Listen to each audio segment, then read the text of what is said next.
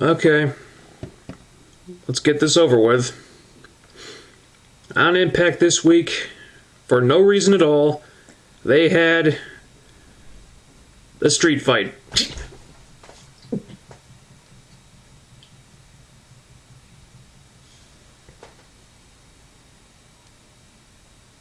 And also, they had a chain match.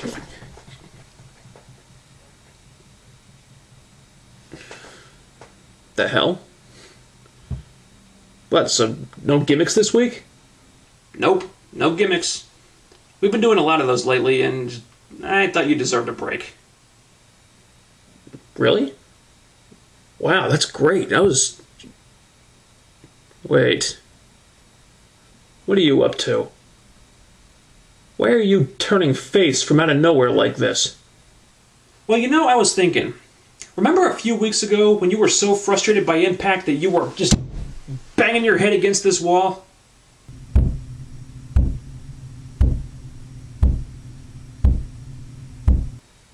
Yeah. So? Well, something occurred to me. With everything that we now know about head injuries, me continuing to frustrate you to the point where you're just bashing your brains in against the wall, that's pretty irresponsible of me. So I decided to give you a break. Wow. Thanks. That's actually really nice of you. Well, don't get used to it. I'll be a heel again next week. I'll enjoy it while I can, then.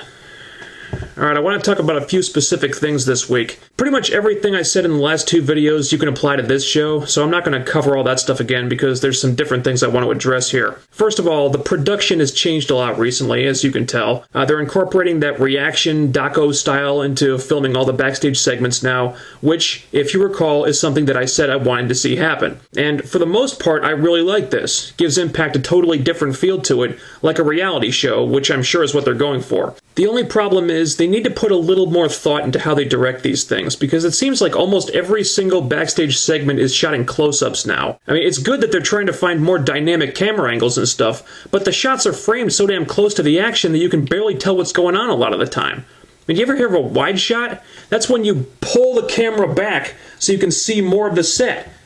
But when everything is shot with close-ups, you can't get any sense of geography. Now, I like this new style of filming, they just need to refine it. Not everything needs to be shot with close-ups. Now, on the creative end of things, the show started with Mickie James and Tara brawling backstage. Madison Rayne got involved, then the Beautiful People showed up, then Sarita. They're fighting all over the place. Eventually, they make it into the ring, and Ric Flair and security break it up. This went on for a good 10 minutes. They actually gave it a lot of time, and it was easily the most fun knockout segment on this show since January 4th. No stupid stuff, no lockbox bullshit, just 6 women beating the piss out of each other, and it was awesome. Later on, they all have a match, and it wasn't the best 6-woman tag match ever, but again, it was so much better than what we've seen in recent months because they're getting back to basics here. They took 6 women, most of whom are good wrestlers, put them in the ring, and just let them wail on each other. It's a pretty simple formula, but they got away from that for the last 10 months, which is why the knockout division has sucked this year. But in the last 2 weeks, I don't know what happened, but all of a sudden, we're seeing less emphasis on the beautiful people, more focus on the women who can wrestle, more time being given to their matches. They're actually doing something with Sarita. I don't want to jinx this, but it's like someone backstage finally pulled their head out of their ass and said, you know, we really need to do something about this knockout situation because this is getting embarrassing. Speaking of embarrassing, Mike TNA said something during this match. Something so horrifying that I'm not sure if he really said it or if I just fell asleep and had a nightmare that he said it. He said that Lacey has taken it upon herself to train Miss Tessmacher how to wrestle. Lacey Von Erich is training someone to wrestle.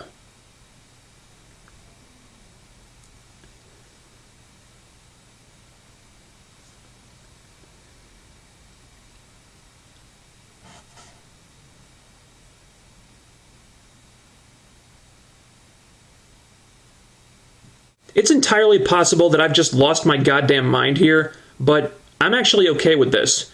Because judging by Taz's reaction when TNA said this, there is no way on earth this is meant to be taken seriously. My guess is this is just going to be total comedy. I think this angle is going to be one big rib on Lacey, used to poke fun at her complete lack of anything even resembling wrestling skill. I think this is TNA Creative just throwing up their hands and conceding defeat with the Lacey problem. They tried pushing her as a wrestler, she was god-awful, did not improve whatsoever, so instead of trying to deny the fact that she sucks, I think they're just going to admit it and use it for comedy bits. And if you absolutely have to have Lacey on your show, that's what you do with her. Sure, it's stupid, but if this keeps Lacey from being pushed as a serious competitor, then I'm on board. Go for it. Next, the Matt Morgan thing. Basically, Matt Morgan turned face from out of nowhere this week. Ken Anderson has a concussion, Bischoff wants to put him in the ring anyway, and Morgan says it's too dangerous because of everything we know about head injuries now, and then fortune turns on him. So Morgan's a face now.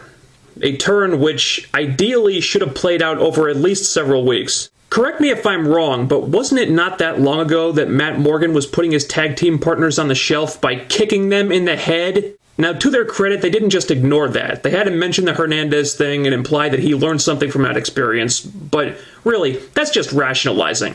They're grasping at straws on this, just trying to come up with any excuse they can to get Morgan out of fortune without bothering to set it up properly.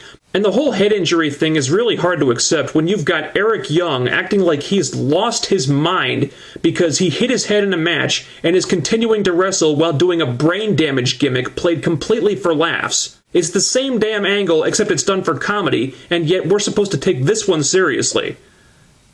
I'm sorry, I don't buy that. I understand that this surely was not their original plan. I mean, they had Anderson in this spot, but then Jeff Hardy botched a chair shot and concussed him, so I guess they had to scramble to put something else together really quickly. But could you seriously not think of anything that made more sense than Matt Morgan, of all people, being the voice of reason when it comes to head injuries? Hell, I would have just reshuffled the deck and put Samoa Joe in that spot. I mean, no one cares about him feuding with Jeff Jarrett anyway. I mean, I like that Matt Morgan is getting an opportunity like this. That should have happened a year ago. But they just hot-shotted this face turn way too fast. And when that happens, all you're doing is confusing the audience. And speaking of Jeff Jarrett, what kind of sense does it make to have Morgan get jobbed out to Jeff Jarrett in like 5 minutes and then have him face Jeff Hardy for the world title on pay-per-view? Morgan should have destroyed Jarrett. How are we supposed to think that Matt Morgan can beat Jeff Hardy when he can't even beat Jeff Jarrett? That's stupid. And it was the same thing with Doug Williams.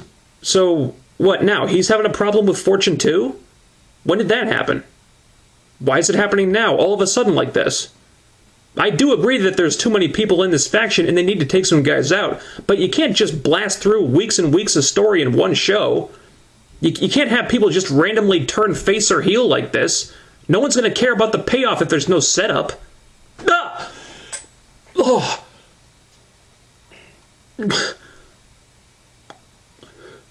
Aha, I'm a heel again. Bitch.